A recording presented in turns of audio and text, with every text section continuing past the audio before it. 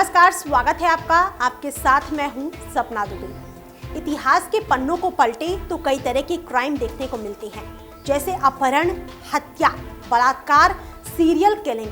कई मामले तो दिल को दहला देते हैं और जहन में कुछ इस कदर जाकर बैठ जाते हैं कि उन्हें सालों तक भुलाया नहीं जा सकता है। चाहे वो सीरियल किलर ठग बहराम का मामला हो, या फिर निठारी के नर पिशाच सुरेंद्र कोहली का नाम हो, या फिर भारत का कुख्यात सीरियल किलर रमन राघव, इन सभी ने मानवता की सारी हदें पार कर दी और बन बैठे क्राइम की दुनिया के जाने माने चेहरे, जो किसी को भी मौत के घाट उतार देने में एक पल का भी समय नहीं लगाते थे। अब रमन राघव को ही ले लीजिए।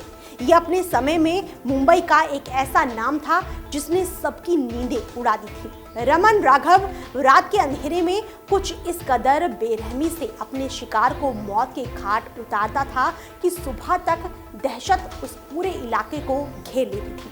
कभी 7 मुल्कों की पुलिस भले ही डॉन के पीछे लगी हो, लेकिन मुंबई के इस खूंखार हत्यारे को पकड़ने के लिए भी कम पुलिसकर्मियों को तैनात नहीं किया गया। उसे पकड़ने के लिए हजार पुलिसकर्मियों ने अपनी नींदें गंवाकर आखिरकार एक दिन पकड़ ही लिया। आगे और जानकारी दें उससे पहले आप चैनल को सब्सक्राइब जरूर कर लें, साथ ही बेल आइकन को जरूर दबाएं, जिससे हर अपडेट आप तक पहुंच पाए। अब आगे आपको बताते हैं कि कौन था ये रमन राघव, जिसके मुंह खून लग चुका था, क्यों वो लोगों को रात के अंधेरे में मार डालता था। रमन राघव के बारे में आइए विस्तार से जानते हैं। सबसे पहले तो ये जानना होगा कि रमन जिनको अपना शिकार बनाता था वो बच्चे, महिला या वृद्ध कोई भी हो सकता था। उसका इतना डर था कि लोग रात को भी जागती मुंबई में अपने घरों से बाहर नहीं निकलते थे। तब रात को मुंबई जैसे ही खामोश हो जाया करती थी और रमन की आंखें जैसे खून उगलने लगती थी। सुनसान रातों में हाथ में एक हथियार लेकर घूमता रमन अपना शिकार ढूंढता था। तब 1966 था। तब हमेशा की तरह मुंबई दिन रात जागा करती थी। लोगों की जिंदगी बिना रुके भागम भाग में आगे निकलने की कोशिश में लगी थी कि एक खबर जो आग की तरह फैली, वो ये थी कि मुंबई के फुटपाथ पर सो रहे लोगों को कोई जान से मार रहा है। खबर तो फैल चुकी थी और इसकी भनक पुलिस को भी लगी। पहले तो पुलिस को ये शिकायत मिली कि शहर में किसी की हत्या हुई है। इसकी पूछताछ और जांच संबंधी कार्रवाई के लिए पुलिसकर्मी मौके पर पहुंचे, जहां का दृश्य देखकर वो हैरान रह गए। दरअसल मरने वाले शख्स का पूरा चेहरा बिगाड़ दिया गया था और देखकर ऐसा लगता था जैसे किसी ने उसे लोहे की चीज से मार डाला है। कोई समझ ही नहीं पाया कि इस निर्ममता से किसने हत्या को अंजाम दिया है। रमन राघव कौन था? ना तो वो अंडरवर्ल्ड डॉन था, ना तो कोई लुटेरा था और ना ही किसी गैंग का सदस्य था। वो था तो एक मनोरोगी, जिसके सर पर सवार खून ने कितनों को मौत के घाट उतार दिया था। साल 1929 के आसपास पुणे के बाहरी इलाके में रमन राघव का जन्म हुआ और फिर समय बीतने के बाद उनके सर पर खून कैसे सवार हो गया और वो मनोरोगी कैसे बना, इस बारे में पता नहीं चल सका। पर इतना जरूर है कि खून करने की उसकी सनक ने लोगों में दहशत फैलाई हुई थी। इस खूंखार सीरियल किलर के बारे में मिली जानकारियां चौंका देने वाली हैं। रमन राघव को जो लोग जानते हैं वो बताते हैं कि उसे बचपन से तो कोई खास बीमारी नहीं थी, पर चोरी बहुत करता था, जिसकी वजह से वो पढ़ाई भी नहीं कर पाया। 60 के दशक में लोगों के होश उड़ाने वाली हत्या की घटनाएं होने लगी। बाहरी मुंबई के इलाकों में एक के बाद एक हत्याएं हुई। राघव इन हत्याओं को रात के वक्त अंजाम देता था और इस तरह से उसने 40 से ज्यादा लोगों को मार डाला। राघव उन्हें अपना शिकार बनाता था जो झोपड़ियों में रहते थे या फुटपाथ पर अपना गुजारा करते थे। वो किसी बिना धार वाले हथियार का इस्तेमाल करता था। इसके अलावा क्रूरता की हद तो तब पार हो जाती थी जब वो महिला के शवों से रेप भी करता था। लोगों की हत्या करने का सिलसिला साल 1965 से 66 तक चला।